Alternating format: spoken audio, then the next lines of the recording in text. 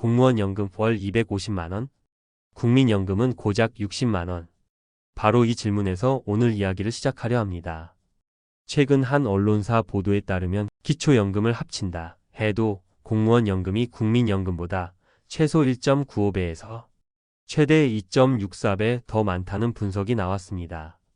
심지어 2021년 기준으로 보면 월 평균 국민연금 수령액이 55만원일 때 공무원 연금은 253만원으로 거의 5배 가까운 차이를 보이기도 했습니다. 이런 숫자들이 단순한 통계로만 느껴지십니까? 아니면 나의 노후와 직결된 깊은 배신감으로 다가오십니까? 오늘 이 씁쓸한 현실의 원인을 함께 파헤쳐보고 그럼에도 불구하고 우리가 무엇을 준비해야 할지 그 실마리를 찾아보고자 합니다. 첫 번째, 왜 이렇게 큰 차이가 나는 걸까요? 그 구조적인 원인부터 살펴보겠습니다. 가장 큰 이유는 평균 가입 기간의 차이입니다. 2022년 신규 수급자를 기준으로 했을 때 국민연금 가입자들의 평균 가입 기간은 19년 2개월이었습니다. 반면 공무원 연금 가입자들은 평균 32년 3개월을 납입했죠. 당연히 더 오래, 더 많이 낸 쪽이 더 많이 받는 구조입니다. 보험료율 자체도 다릅니다. 현재 국민연금은 내 소득의 9%를 내고 그중 절반인 4.5%를 내가 직접 부담합니다. 하지만 공무원 연금은 소득의 18%를 내고 그중 절반인 9%를 공무원 본인이 부담합니다. 단순히 개인이 내는 돈만 비교해도 2배 차이가 나는 것이죠. 물론 그만큼 국가와 지방자치단체가 나머지 절반을 더 부담해주고 있다는 사실도 함께 봐야 합니다. 여기에 더해 연금보험료를 매기는 기준이 되는 소득상한액도 차이가 있습니다. 2024년을 기준으로 국민연금의 소득상한액은 월 617만원이지만 공무원이나 사학연금의 경우에는 월 856만원으로 훨씬 높습니다. 이 말은 고소득 공무원일수록 더 많은 소득을 기준으로 보험료를 내게 되고 이것이 나중에 연금액을 산정할 때도 유리하게 작용한다는 뜻입니다. 과거 특수직역연금은 평균 소득을 반영하는 방식이나 지급률 면에서 국민연금보다 더 유리한 조건을 가졌던 기간이 길었고 이러한 차이들이 쌓여 현재의 수급액 격차로 나타나고 있는 것입니다. 국민연금 제도가 가진 한계, 특히 낮은 소득 대체율 문제도 빼놓을 수 없습니다. 국민연금은 오는 2028년까지 소득 대체율이 40%로 계속해서 낮아지도록 설계되어 있습니다. 그런데 이 40%라는 수치도 무려 40년을 꼬박 가입했을 때를 기준으로 합니다. 하지만 현실적으로 국민연금 평균 가입 기간은 20년도 채 안 되는 경우가 많습니다. 그러니 실제 우리가 체감하는 소득 대체율은 훨씬 더 낮을 수밖에 없는 것이죠. 실제로 2023년 12월 기준으로 전체 노령연금 평균 수령액은 월 62만원 수준이었고 20년 이상 길게 가입한 분들도 평균 103만원 정도를 받고 계십니다. 이것만으로는 안정적인 노후 생활을 꾸려나가기엔 턱없이 부족하다는 목소리가 나올 수밖에 없는 상황입니다. 두 번째, 이러한 격차 앞에서 국민연금 가입자들은 어떤 심정일까요? 그리고 공무원들은 어떤 이야기를 하고 있을까요? 아니, 한 달에 60만원 남짓 받아서 어떻게 살라는 겁니까? 공무원 연금은 세금으로 그렇게나 많이 메워준다면서 왜 국민연금은 이 모양 이 꼴입니까? 이런 불만과 분노의 목소리가 터져 나오는 것은 어쩌면 당연한 일입니다. 한 일간지 보도에 따르면 기초연금과 국민연금을 모두 합쳐도 노후 최소생활비에 비해 월 84만원이 부족한 반면 특수직역연금 수급자는 오히려 최소생활비보다 월 78만원이 더 남는다는 분석 결과가 있었습니다. 이런 비교는 국민연금 가입자들의 상대적 박탈감을 더욱 키울 수밖에 없습니다. 온라인 커뮤니티를 살펴보면 내가 바보같이 성실하게 국민연금만 믿고 냈나 보다. 젊었을 때 한 푼이라도 더 아껴서 개인연금이라도 하나 더 들었어야 했는데 하는 후회가 섞인 하소연들을 쉽게 찾아볼 수 있습니다. 결국 소득 격차가 연금 격차로 고스란히 이어지는 것 아니냐. 는 한 매체의 지적처럼 이미 기울어진 운동장이 노후에는 더 큰 불평등으로 돌아오는 냉혹한 현실에 많은 분들이 분노하고 계십니다. 하지만 이런 상황에 대해 공무원들도 할 말이 많습니다. 익명 커뮤니티에서 나타난 반응들을 보면 공무원들 역시 억울함을 토로하고 있습니다. 재직하는 동안 상대적으로 낮은 보수를 감내했고 매달 꼬박꼬박 소득의 9%라는 높은 기여금을 성실하게 냈다. 특히 2016년 이후에 임용된 젊은 공무원들은 과거 선배들보다 받는 돈도 훨씬 줄었고 퇴직 시 받는 퇴직수당도 민간 기업의 퇴직금에 비하면 턱없이 적은 수준이다. 이런 주장들이죠. 심지어 차라리 공무원 연금 다 없애고 우리도 근로기준법 제대로 적용받고 국민연금 똑같이 내고 퇴직금이나 제대로 달라. 는 격한 반응까지 나오고 있습니다. 이는 계속되는 연금 개혁으로 인해 미래 수령액에 대한 불안감이 매우 크고 연금 외에 다른 근로조건에 대한 불만도 상당히 누적되어 있음을 보여주는 대목입니다. 특히 젊은 공무원들 사이에서는 우리 선배 세대가 받던 연금 혜택 우리는 이제 꿈도 꿀 수 없다. 며 차라리 공무원 연금을 국민연금과 통합하거나 개인에게 선택권을 달라는 목소리까지 나오고 있는 실정입니다. 세 번째, 그렇다면 이런 연금 격차는 실제 우리 삶에 어떤 모습으로 나타날까요? 두 분의 가상 사례를 통해 좀 더 구체적으로 들여다보겠습니다. 평생을 성실하게 살아오신 68세 김영수 씨의 이야기입니다.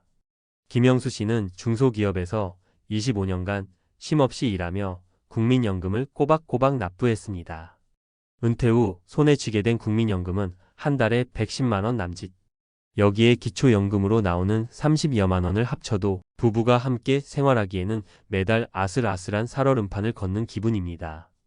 특히 아내의 병원비라도 지출되는 달이면 생활비는 어김없이 마이너스를 기록합니다. 김영수 씨는 종종 이렇게 말씀하십니다.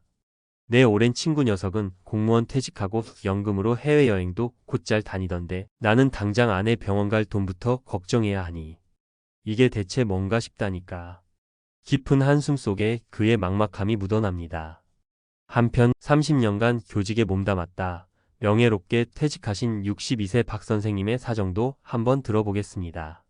박 선생님은 매달 280만 원의 공무원 연금을 받고 계십니다. 겉으로 보기에는 김영수 씨에 비해 훨씬 넉넉해 보일 수 있습니다. 하지만 박 선생님께도 남모를 고민이 있습니다.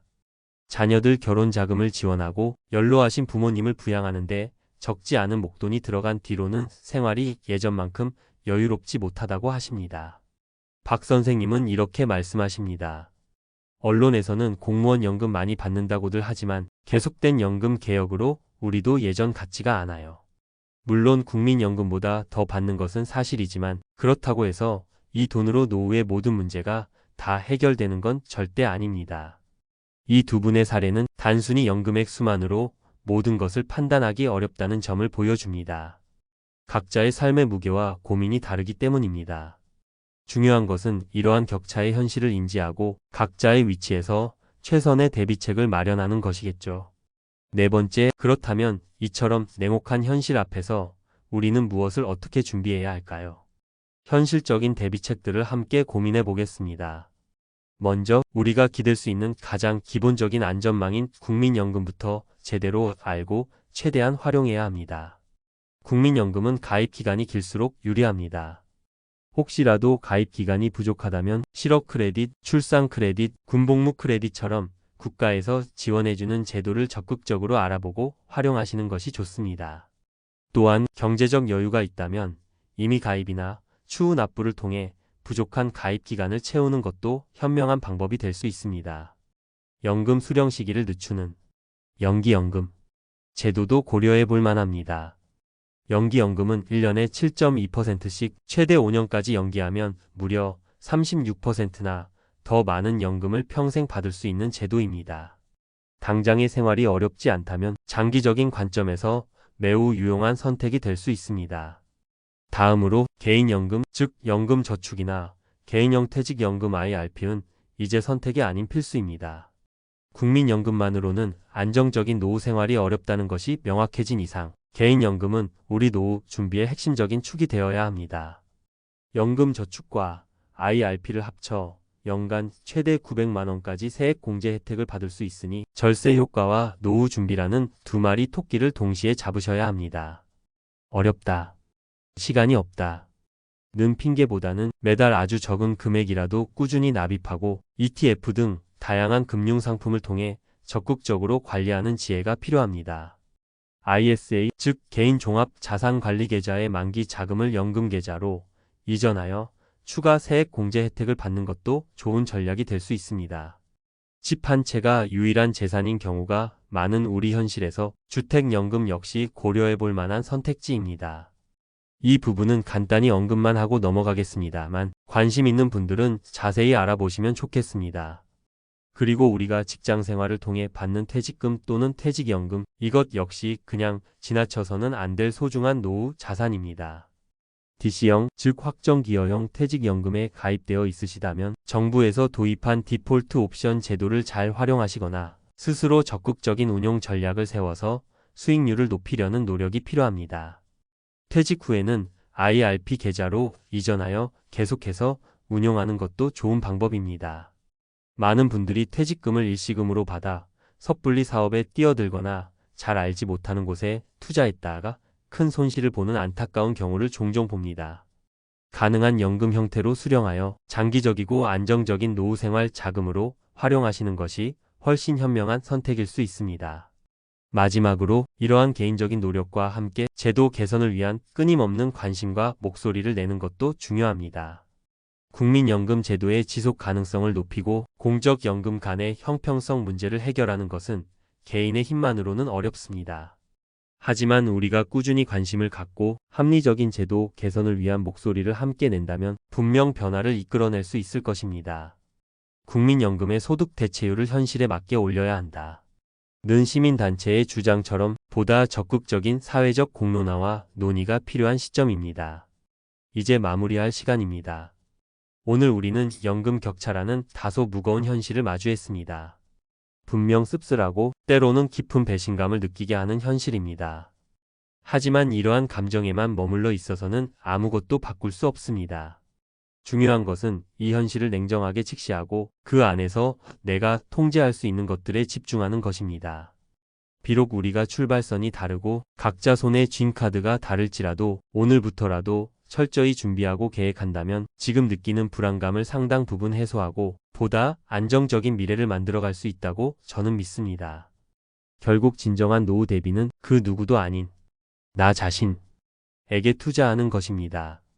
건강을 관리하고 꾸준히 새로운 것을 배우며 자기 개발을 하고 그리고 오늘 우리가 함께 이야기 나눈 것처럼 금융 지식을 쌓고 그것을 실천에 옮기는 것.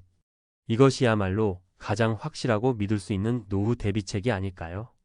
준비된 노후는 결코 우리를 배신하지 않을 것입니다. 오늘 이 영상이 여러분의 든든하고 희망찬 노후를 준비하는데 아주 작은 보탬이라도 되었기를 진심으로 바랍니다. 오늘 내용이 여러분께 조금이나마 도움이 되셨다면 혹은 비슷한 고민을 하고 계신 분들이 있다면 주저하지 마시고 댓글을 통해 여러분의 소중한 생각과 경험을 함께 나눠주시길 부탁드립니다. 여러분의 이야기가 또 다른 누군가에게는 큰 힘과 지혜가 될 수 있습니다. 구독과 좋아요 그리고 알림 설정은 저희에게 큰 힘이 됩니다. 다음에도 여러분의 삶에 실질적인 도움이 될 수 있는 유익한 정보로 다시 찾아뵙겠습니다. 고맙습니다.